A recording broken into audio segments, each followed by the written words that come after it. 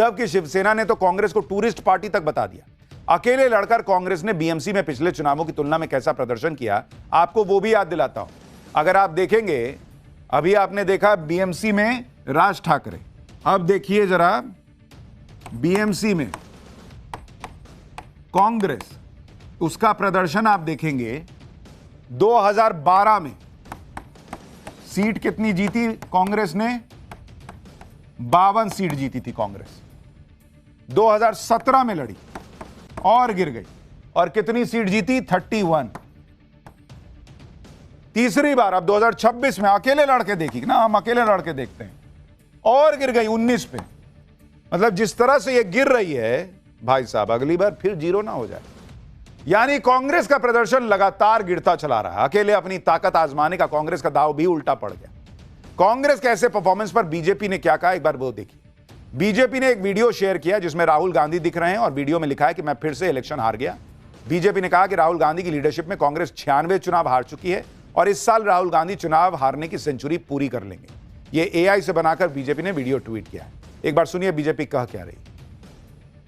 Bharatiya Janata party और गठबंधन की जीत ये स्पष्ट दिख रही थी, दीवार पर लिखी, और यह भी स्पष्ट दिख रहा था कि कांग्रेस का रोना धोना शुरू हो जाएगा और आरोप प्रत्यारोप की राजनीति शुरू हो जाएगी। एक हार, दूसरी हार, तीसरी हार, अरे 96 चुनाव हार चुकी है कांग्रेस पार्टी राहुल गांधी जी के नेतृत्व में, और 2026 में सेंचुरी लगा देगी हार की कांग्रेस पार्टी राहुल जी के नेतृत्व में। वही रटा रटाया आलाप कि इलेक्शन कमीशन पर ठीकरा फोड़ो, भारतीय जनता पर गाली गलौज करो, यही काम अब कांग्रेस पार्टी का रह गया है।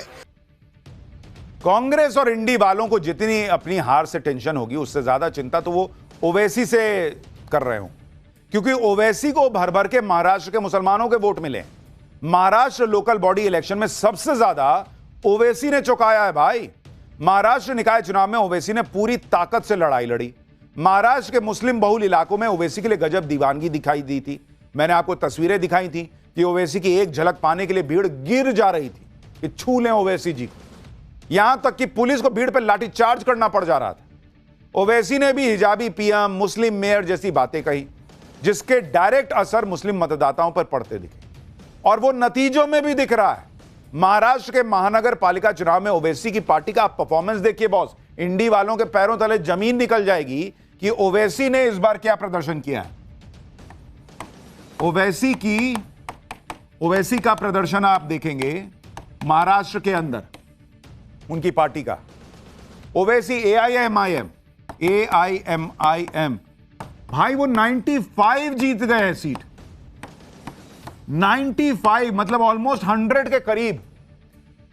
संभाजी नगर, अब आप जरा इसको देखिए, संभाजी नगर जहां जहां मुस्लिम बहुल इलाका है, वहां देखिए ओवैसी ने कैसा परफॉर्मेंस किया है। मुस्लिम आबादी जो है संभाजी नगर में, वो करीब करीब है 31%, और वहां एआईएमआईएम को कितनी सीट मिली है? एआईएमआईएम को मिली है भाई 24 सीट, और उनके सामने कांग्रेस मात्र 2, जो इतने साल मुस्लिम तुष्टीकरण की पॉलिटिक्स करती रही, उसके लिए उस पार्टी को, ओवैसी के लिए मुसलमान ने छोड़ दिया भाई। उद्धव को देखिए, उद्धव को फिर भी 7 सीट आ गई, और बीजेपी के सामने मुख्य विपक्षी पार्टी संभाजी नगर में कौन है? एआईएमआईएम बन गई। इसी तरीके से आप देखिए मालेगांव में आप देखेंगे जो मुस्लिम आबादी है वो करीब करीब है 80% मालेगांव में, और वहां एआईएमआईएम कितनी सीट जीती? एआईएमआईएम सीट जीत गई 20, बीजेपी जीती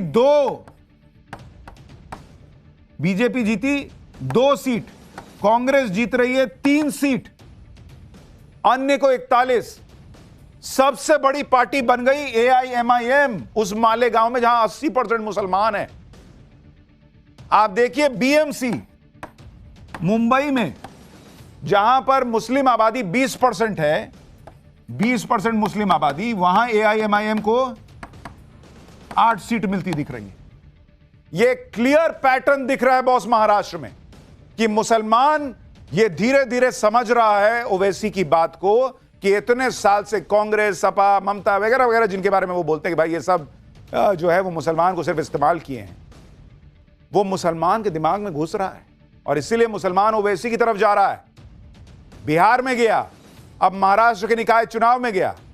बीएमसी में पिछली बार ओवैसी की पार्टी के 2 वार्ड थे बॉस, और इस बार ओवैसी 8 वार्ड जीत चुके हैं, 2 पे आगे चल रहे हैं। कहां कहां और दम दिखाए। सोलापुर में 8 सीट जीते हैं, धुले में 8 सीट, नांदेड़ में 8 सीट, अमरावती में 6 सीट, ठाणे में 5 सीट, नागपुर में 4 सीट, अहिल्यानगर में 2 सीट, चंद्रपुर में 1 सीट। शहरी मुस्लिम डोमिनेटेड इलाकों में ओवैसी का स्ट्रांग होल्ड दिखाई दिया। ओवैसी ने अपने प्रदर्शन से सभी को हैरान कर दिया। बिहार की तरह महाराष्ट्र में भी ओवैसी ने कमाल करके दिखा दिया है और अपने इस प्रदर्शन से यूपी से लेकर बंगाल तक उन सभी पार्टियों को टेंशन दे दी है जो पार्टियां मुस्लिम वोटों पर अपना एकाधिकार समझती। एक संकेत बिल्कुल साफ मिल रहा है कि मुसलमान ओवैसी के साथ जाने लगा है। और ओवैसी की सबसे बड़ी दिक्कत क्या थी आपको पता है? मुसलमान तो एक तरफा कहा जाता है कि भाई वोट देता है जो बीजेपी को हरा सके। उसको लगता था कि भाई ओवैसी क्या ही हरा पाए। आज की डेट में मुसलमान के अंदर यह मैसेज चला गया है कि ओवैसी हरा सकते हैं, ओवैसी जीत सकते हैं। और जैसे जैसे यह मैसेज क्लियर होगा आप देखिएगा और मुसलमान ओवैसी के साथ जुड़ता चला जाएगा। उधर हिंदू वोट बंटने को तैयार नहीं है, वो नरेंद्र मोदी के साथ खड़ा हो गया है। इधर मुसलमान अगर इंडी को छोड़कर शिफ्ट हो रहा है ओवैसी की तरफ, भाई इंडी का तो हाल ही खराब हो जाएगा, फिर खत्म। और 2026 की शुरुआत इंडी की हार से हुई है। उद्धव ठाकरे ने सब गवा दिया है। बीजेपी आत्मचिंतन की सलाह दे रही है उद्धव ठाकरे को। सुनिए सुधांशु त्रिवेदी। एक भी राज्य का चुनाव और एक भी नगर निगम का चुनाव 2024 के बाद जो हुआ है उसमें तथाकथित इंडी गठबंधन, जिसके विषय में तरुण सिंह जी ने कहा कि इंडी गठबंधन आपस में एक दूसरे से प्रेम नहीं रख पाया, पाकिस्तान से प्रेम दिखता रहा।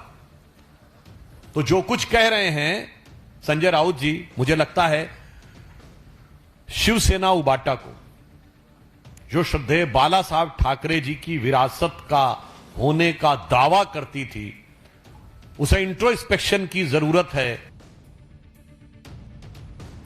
हालांकि उद्धव ठाकरे की शिवसेना अभी भी मान के चल रही है कि जो आंकड़े हैं उसमें बदलाव होगा।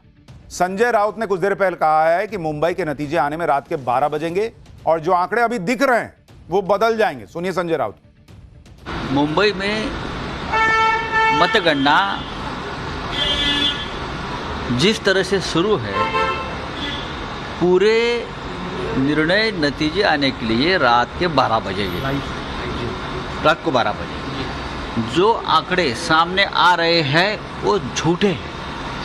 अभी भी लगभग 100 प्रभागों का मतगणना शुरू नहीं हो गई है और जो फिगर आपके सामने आई है उसमें 100% बदलाव हो गया। संजय राउत कह रहे हैं कि 100% फिगर बदल जाएगा बीएमसी। भाई 193 के नतीजे आ चुके, कितना बदल दीजिएगा। दूसरी बात, थोड़ी देर पहले तो सुबह आप कहे थे कि इधर बटन दबाओ वोट बीजेपी को जाता था, शिवसेना उद्धव ठाकरे को के लिए बटन दबाओ वोट बीजेपी को जा रहा था, बटन लाइट उधर जल रहा था। तो जब ईवीएम में खेला हुआ था आपके हिसाब से, तो कैसे 100% रिजल्ट बदल रहा है? उसके बाद बोले थे कि कमिश्नर को बैठा के 1.5 घंटा मीटिंग करके रिजल्ट सेट हो गया है, तो रिजल्ट सेट हो गया था तो कैसे 100% बदल जाएगा? आप इन लोगों का हिसाब देखते हैं बॉस। ये लोग पब्लिक को मूर्ख समझते हैं कि जब जो मन में आएगा बोल देंगे। पब्लिक सब समझ रही है बॉस, और इसीलिए इन लोगों का यह हाल है, इसीलिए इन लोगों का यह हाल है। पर कुछ ना बदलेगा, इनमें तो बदलाव आने की संभावना ही है भाई, नहीं है। लेकिन क्या बंगाल में बदलाव आने वाला है?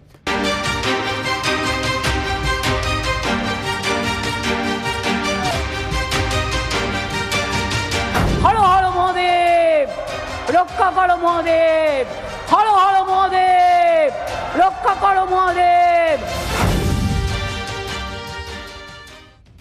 पाठशाला में अगला चैप्टर देखिए। मोदी का हिंदुत्व, ओवैसी के साथ भर भर कर मुसलमान आ रहा। अब बंगाल में ममता बनर्जी के साथ खेला होगा क्या? कोर्ट में घिरी ममता तो बंगाल में अलग बवाल मच गया। अब मोदी बंगाल में ऐसा क्या करने वाले जो गेम चेंजर होगा क्या? अब इसका चैप्टर।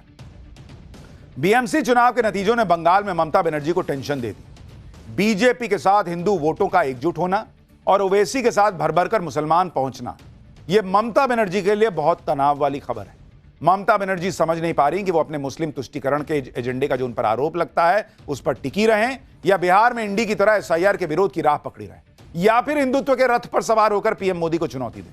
क्योंकि आप देखिए कि जब हिंदू वोट एकजुट हो रहा है तो मुंबई नगर निगम में 30 साल से चला आ रहा राज ठाकरे, या माफ कीजिएगा ठाकरे परिवार का दबदबा खत्म हो रहा है।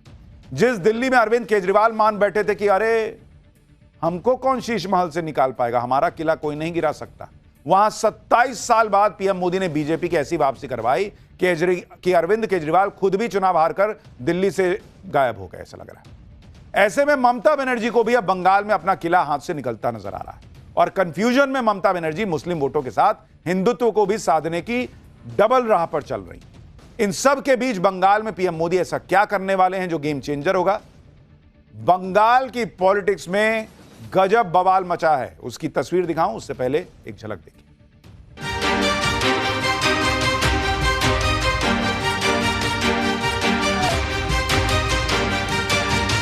हर हर महादेव, रक्षा करो महादेव, हर हर महादेव, रक्षा करो महादेव।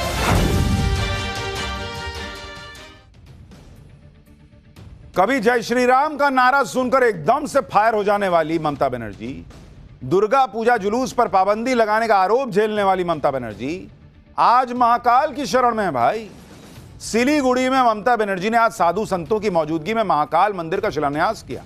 इसका नाम उज्जैन के श्री महाकालेश्वर ज्योतिर्लिंग के नाम पर रखा गया है। मंदिर के शिलान्यास के लिए पहुंची ममता बनर्जी ने महाकाल के जयकारे लगाए। सुनिए कितना कुछ बंगाल में बदलता दिखने लगा।